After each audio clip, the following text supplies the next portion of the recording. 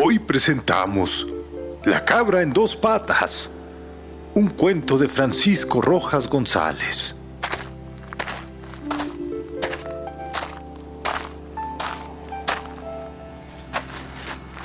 En un recodo de la vereda, donde el aire se hace remolino, Juachotá el otomí echó raíces. Entre el peñascal donde el sol se astilla, el vagabundo hizo alto. Una roca le brindó sombra a su cuerpo, como el valle le ofreció reposo y deleite a su vista. En torno de él, las cañas de maíz crecían si acaso 2 cuartas y se musteaban enfermas de endebleces.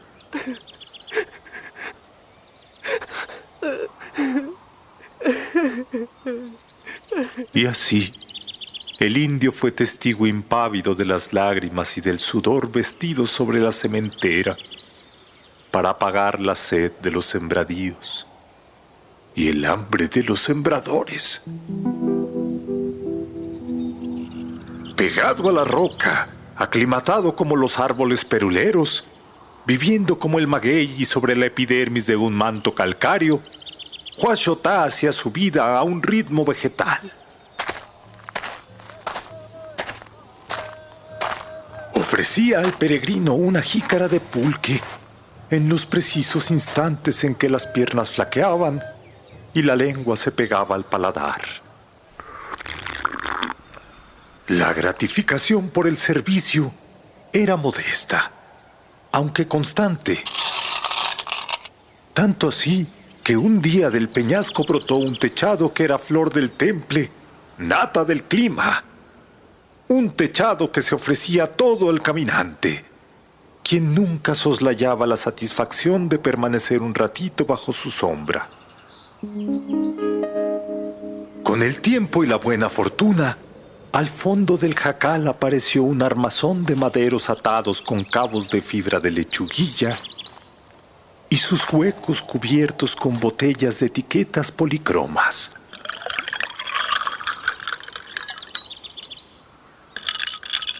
Limonada, ferroquina, frambuesa, o con paquetes de cigarros de tabaco bravo, o con latas de galletas endurecidas, o con mecapales y ayates, utensilios indispensables en el ventorro, cuya clientela de cargadores y buhoneros los reclamaba. Entonces llegó María Petra, obediente al llamado de Juachotá, su marido.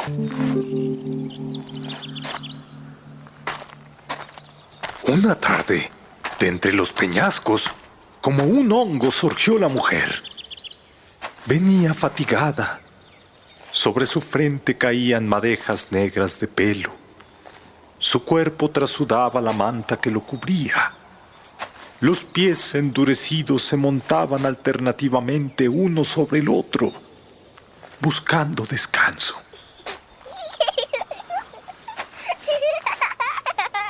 Doblegada por el peso de la impedimenta envuelta en un ayate, las tetas campaneaban al aire. La viajera no traía las manos vacías. En ellas jugaba un malacate que torcía.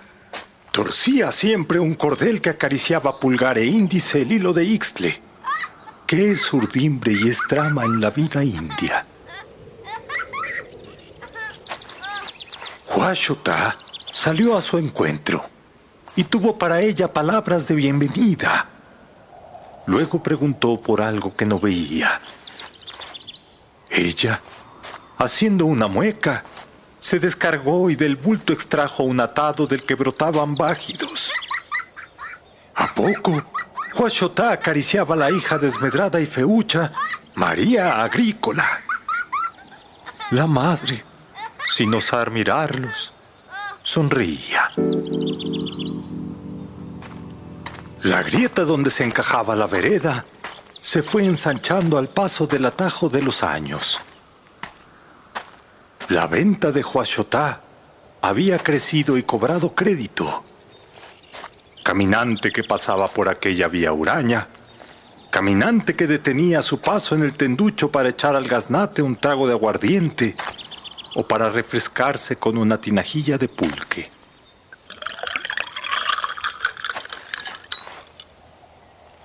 Huachotá era ya un hombre gordo, de ademanes y decir desparpajados. Vestía ropa blanquísima y calzaba guaraches de baqueta. Para estar a la altura de su nueva condición, había traducido su patronímico. Ahora la clientela lo conocía por don Juan Nopal.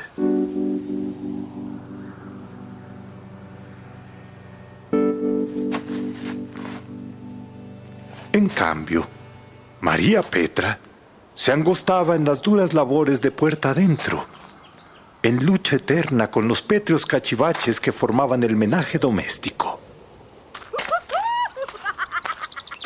La niña creció entre riscos y abras.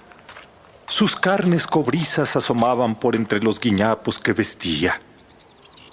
La cara chata hacía marco a los ojos de cervatilla, y su cuerpo elástico combinaba líneas graciosas con rotundeces prietas. María Agrícola vivía aislada del mundo. Don Juan Nopal y María Petra, el uno absorbido por las atenciones del ventorro y la otra entregada a los cuidados del hogar, se olvidaban de la rapaza, quien pasaba todo el día en el campo. Allí corría de peña en peña, mientras llevaba el ganado al abrevadero. Comía tunas y mezquites, reñía con el lobo, espantaba al tigrillo y lapidaba despreciativa al pastor su vecino que con sospechosas intenciones trató más de una vez de salirle al paso. Cuando la tarde se iba, echaba realada y canturreando una tonadita, seguía su rebaño para dejarlo en el corral de breñas. No sin antes conjurar a las bestias dañinas con palabras solemnes y misteriosas. Entonces regresaba a casa. Consumía una buena ración de tortillas con chile, bebía un jarro de pulque y se echaba sobre el petate, cogida por las garras del sueño.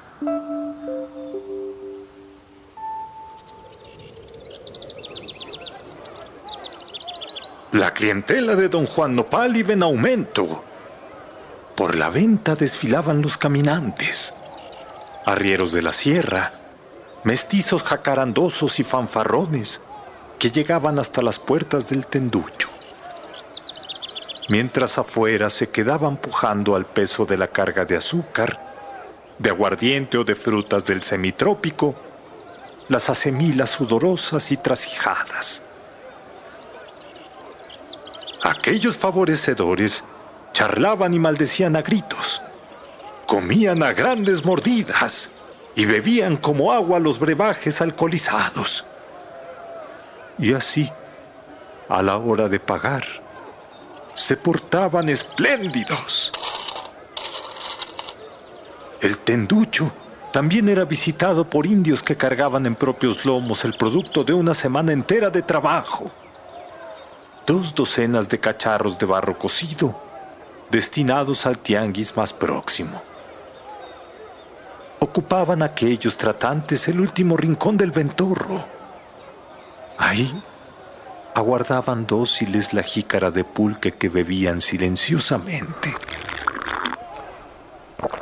Pagaban el consumo con cobres resbaladizos de tan contados,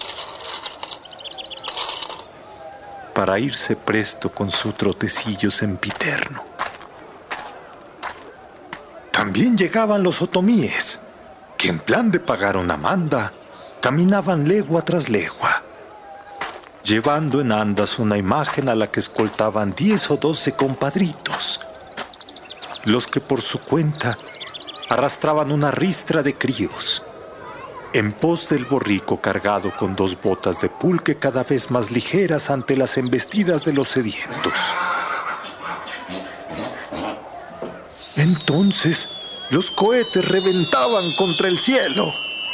Las mujeres gimoteaban llenas de piedad y los hombres alternaban alabanzas con canciones muy profanas, acompañadas por una guitarra sexta y un organillo en melódica pugna. Llegados a donde Juan Nopal, se olvidaban del pulque para dar contra el aguardiente. ¿A poco? Aquello echaba humo. Los hombres festejaban a carcajadas la fábula traviesa y la ocurrencia escatológica, o se empeñaban en toscos juegos de manos. Las hembras se apretaban unas contra otras y con la vista vidriada por las lágrimas vertidas, seguían bebiendo con el mismo fervor con que elevaban plegarias y jaculatorias. El santo de las andas yacía maltrecho en medio del recinto.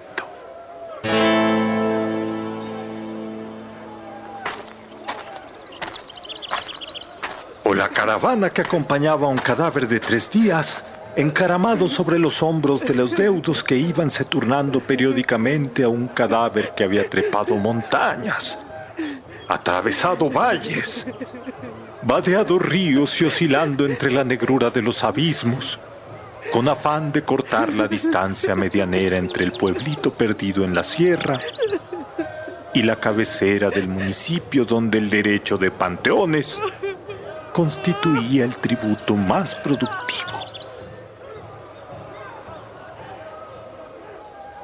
Esa multitud doliente llegaba a casa de Juan Nopal y después de repetidas libaciones por la salud del fiel difuntito, limpiaba la bodega mientras el féretro tendido en medio del camino tronaba macabramente. Con aquella clientela, Juan Nopal hacía su vida.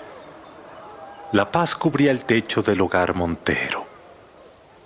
El horizonte se hacía mezquino, porque se estrellaba en la falda del cerro interpuesto entre los terrenos del Otomí y el valle anchuroso.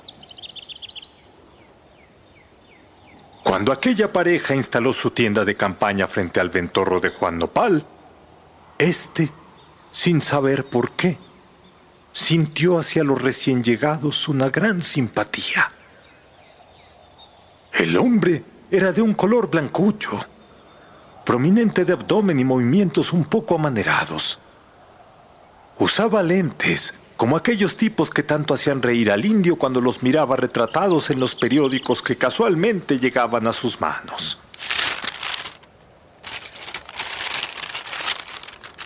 Todas las mañanas, el nuevo vecino salía paso a paso en busca de piedras, que traía después a su tienda. Por las tardes, remolía los pedruscos y observaba el polvo cuidadosamente.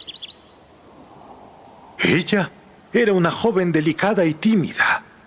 Su físico no cuadraba con la indumentaria. Pantalones de burda tela que hacían resaltar grotescamente las protuberancias glúteas para regocijo de Juan Nopal y de su clientela. Usaba botas de cuero aceitado y un sombrero de paja que se ataba al cuello con un listón rojo. Sin embargo, cuando el dueño del ventorro observaba las desazones que la vida cerril provocaba a la mujercita, sentía por ella una inexplicable compasión.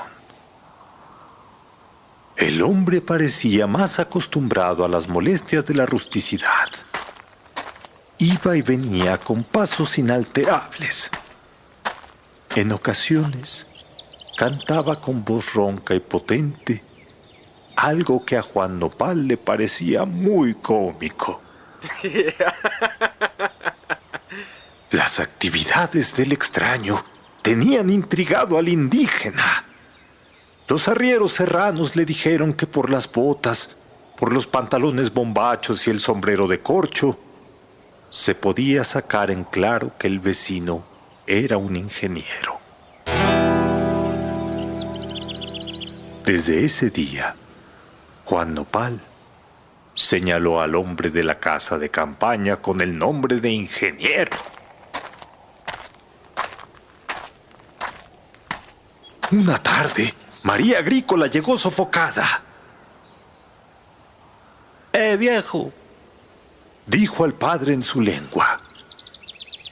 es el que tú llamas ingeniero. Me siguió por el monte. ¿Qué dices? Pues querría que le ayudaras a recoger esas piedrotas que a diario pepena. ¿Piedrotas? No, sí, parecía chivo, padre. Daban ganas de persogarlo con bozal debajo de un huizache y voltearle en el lomo un cántaro de agua fría. Los ojos del indio se encapotaron. El ingeniero entró en la venta, pidió limonada y empezó a beberla lentamente. Habló de muchas cosas. Dijo que era minero, que venía a buscar plata entre el lomerío, que su esposa lo acompañaba nada más para servirlo, que era rico y muy poderoso. El indio solo escuchaba. Puesto que mucho habla, mucho quiere, rumiaba para sí la sentencia que le enseñaron sus padres. Pero el que mucho habla, poco consigue, agregaba como coletilla de su propia cosecha. Cuando María Agrícola pasó frente a ellos, el indio notó en el ingeniero un sacudimiento y descubrió en sus ojos el brillo inconfundible. Al otro día, el hombre repitió la visita, solo que esta vez venía acompañado de su esposa. A don Juan Nopal le cautivó la suavidad de modales de la hembra, igual que la tristeza que había en el fondo de sus ojos verdes. La voz apagada de ella acarició el oído del ventero, al mismo tiempo que las manos largas y transparentes atrapaban su voluntad. Esa tarde, la visita del minero fue grata. Las estancias del ingeniero en la tienda menudeaban. Bebía limonada, mientras decía cosas raras que el indio apenas si penetraba. Más de todas suertes, reía y reía por lo mucho de cómico que encontraba en el palique. Caray. Bien, don Juan, dijo el minero por fin. Tengo para ti un buen negocio. Tu merced dirás, Respondió el otomí.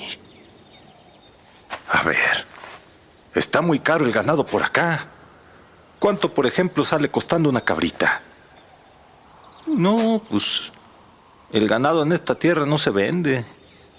Los pocos animales que tienen nosotros los guardamos para cuando nos toque la mayordomía del Santo Nicolás, al que rezamos los de Bojay, que es mi tierra, allá trastumbando el cerro más alto que divisas detrás de las ramas de aquel pirul, o para el día que visite el Santo Niño del Puerto. Entonces hacemos matanza y no respetamos ni las cabras de leche porque viene harta gente. Bien, bien. Pero si yo te ofrezco 10 pesos por una cabrita, ¿tú serías capaz de vendérmela? Pues puede que ni así, Respondió el indio aparentando pocas ganas de tratar.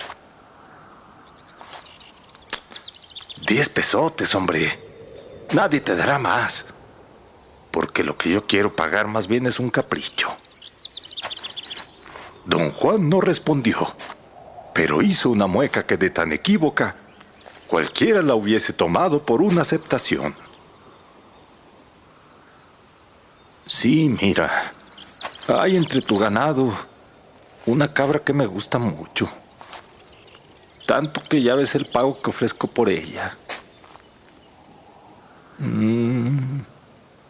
Si tu merced la quieres, tienes que pagarme en centavos y quintos de cobre. A nosotros no me gusta el billete. Sí, en cobres tendrás los 10 pesos, hombre desconfiado. Pues, si tu merced ya tienes visto el animalito, ve por él al monte. Ajá. Solo que... Dijo el minero con desfachatez. Pues la cabra que yo quiero tiene 2 patas. ¡2 patas! Rió el indio estrepitosamente. Y yo que no quería creer a los arrieros serranos. Ahora sí estoy cierto. Tu merced estás loco. Y bien loco. Chivas con 2 patas. Será la mujer del demonche, tú. No. A ver. Chiva de 2 patas, llamo a tu hija. ¿No lo entiendes, imbécil? Preguntó amoscado el forastero. El indio borró la sonrisa que le había quedado prendida en los labios después de su carcajada y clavó la vista en el minero, tratando de penetrar en el abismo de aquella propuesta. «Di algo. Parpadea siquiera, ídolo», gritó enojado el blanco. «Resuelve de una vez. ¿Me vendes a tu hija, sí o no?» ¿No te da vergüenza tu merced? Es tan feo que yo la venda como que tú la merques. Ellas se regalan a los hombres de la raza de uno cuando no tienen compromisos y cuando saben trabajar la yunta. «No, Juan. Cuando se cobra y se paga bien no hay vergüenza», dijo el ingeniero suavizando el acento. «La raza no tiene nada que ver, y menos cuando se trata de la raza que ustedes los indios quieren conservar. Bonita casta, que no sirve más que para asustar a los niños que van a los museos». Pues las chivas de esa clase no han de ser tan feas, ya que tu merced te interesas tanto por una. No. Te he dicho que es solo un capricho mío. A lo mejor tú sales ganando un nieto mestizo. Un hijo de blanco que será más inteligente que tú. Un mestizo que valdrá más de 10 pesos en cobre. No. Ese ganado no está a la venta, repuso don Juan, con un tonillo que denotaba no haber entendido o no haber querido entender las últimas palabras de su cliente. Caray, hombre. Se necesita ser estúpido para no tratar. En la costa regalan a las indias vírgenes, solo con la esperanza de que tengan un hijo blanco. Porque aquella gente entiende que la mezcla de los hombres es tan útil como la buena cruza en los ganados. Pero ustedes, los otomís, son tan cerrados que ni pagándoles acceden a mejorarse. Ahora, en los ojos de don Juan había una chispa en la que no reparó en su fogosidad el blanco. Bueno, en vista de tu necedad, doblo la oferta. 20 pesos por ella. 20 pesos en cobres de A5.